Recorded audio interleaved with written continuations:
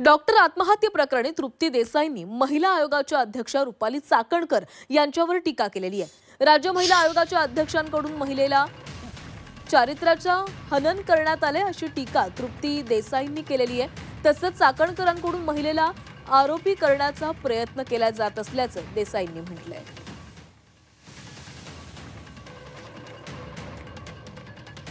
जीव गेलेला आहे म्हणजे मेल्यावर सुद्धा तुम्ही एखाद्या महिलेला सोडत नाही, ती तुमच्या आरोपांचं उत्तर आता देऊ शकत नाही, तुम्हाला माहिती आहे, म्हणून तुम्ही तिचं चारित्र्य हनन करता। महिला आयोग आहे कशाला? महिला आयोग हा महिलांना न्याय देण्यासाठी आहे आणि मग महिलांवरच अन्याय होणार असेल तर मग महिला आयोगाचं पद घेऊन काही उपयोगच नाही।